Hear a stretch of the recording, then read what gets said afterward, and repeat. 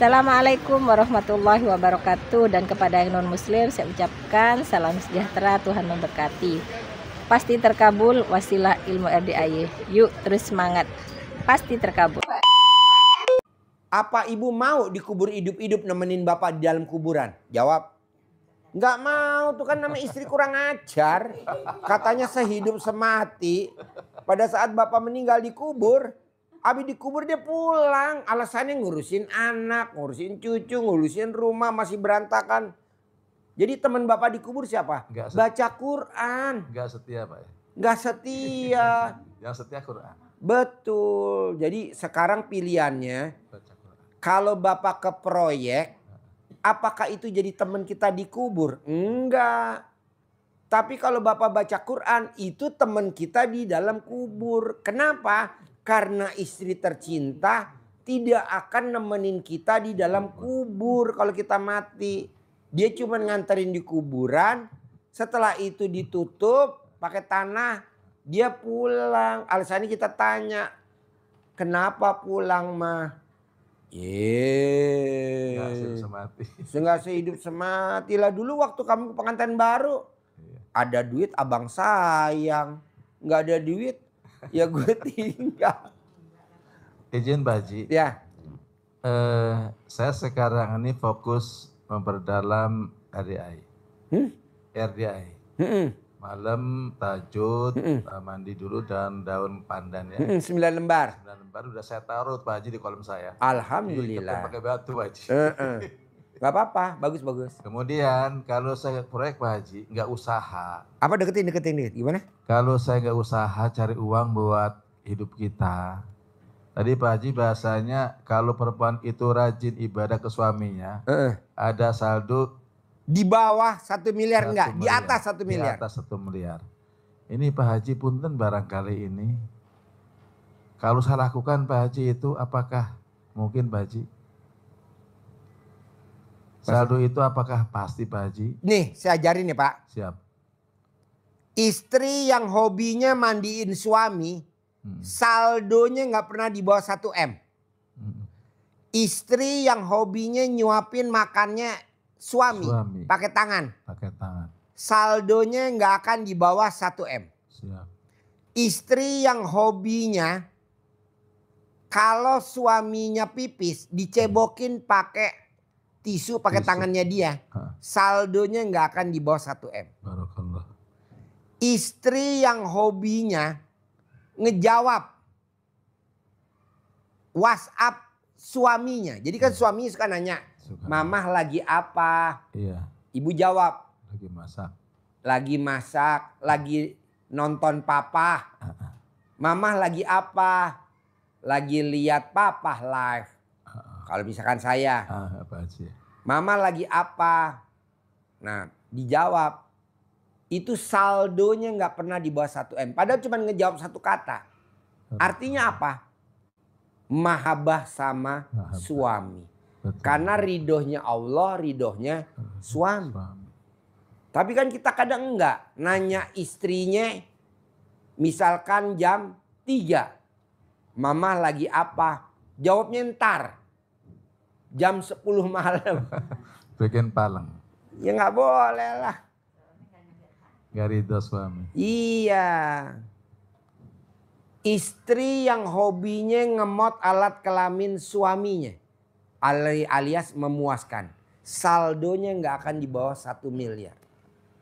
Coba ibu emot. Sehari 2 kali. Bohong. Saya nggak setuju ibu kerja. Cukup ibu mengabdi sama Allah. Cukup ibu mengabdi sama Nabi Muhammad SAW. Ibu cukup mengabdi sama suami. Karena ridhonya Allah, ridhonya suami.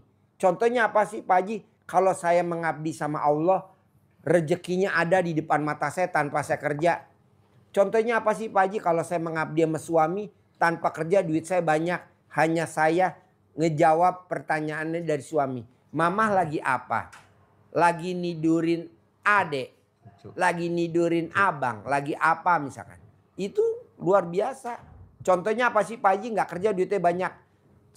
Siti Maryam tidak bekerja. Hanya dekat ke mihrabnya Allah. Hasilnya apa? Sehingga ditiru sama Nabi Zakaria. Coba, mana mic-nya? Ini dengerin. Iya Bapak. Tanpa kerja. Jadi di kisahnya Nabi Zakaria dan Maryam, munajat kepada Allah saja itu, Siti Maryam di mihrabnya, artinya doa-doa tidak kemana-mana. Tidak pernah GoFood, kan belum ada GoFood. Tidak belanja, tidak masak, tidak metik buah-buahan, tidak ke sawah, dia disimpan. Tetapi makanan buah-buahan selalu ada di sekitarnya. Di mihrabnya Maryam selalu ada. Ditanya oleh Nabi Zakaria, dari mana itu? Setiap hari ada aja makanan di sisimu, di sekitar mihrabmu. Alhamdulillah, Maryam jawabnya bukan gak tahu, tahu-tahu ada. Gak dapat ilmu kita kalau Maryam jawab seperti itu. Apa jawabnya Maryam? Alhamdulillah, ini semua dari Allah. Tersentak Nabi Zakaria. Jadi dengan dekatnya Maryam kepada Allah, kehidupannya dijamin oleh Allah bagaimanapun caranya. Bahkan buah-buahan itu, makanan itu hadir di situ bukan musimnya. Maka menambah keyakinannya Nabi Zakaria, sesuatu yang tidak mungkin, pasti mungkin kalau saya dekat kepada Allah. Nabi Zakaria sudah udzur usianya. Istrinya divonis mandul. Tidak bisa punya keturunan. Tetapi Nabi Zakaria berhajat, harus ada penerus risalah kenabianku. Munajat kepada Allah. Allah, alhamdulillah, engkau berikan kesehatan kepada saya. Jadikan saya panutan jadi nabi kepada umatku. Tapi Allah, ini harus ada pewarisnya, harus ada penerus, generasi penerus saya. Beri saya keturunan, anak. Di dalam sholatnya yang masih berdiri, dijawab langsung oleh Allah dengan keyakinan penuh itu. Melalui malaikat Jibril, Allah menjawab, kamu pasti punya keturunan, punya anak, akan segera punya anak. Bingung Nabi Zakaria. Emang benar? Apa ya tanda-tandanya kalau Allah akan memberikan keturunan kepada saya? Tanda-tandanya kamu tidak akan bisa berbicara, tidak bisa berkomunikasi dengan manusia selama 3 masa. Kunci mulutnya.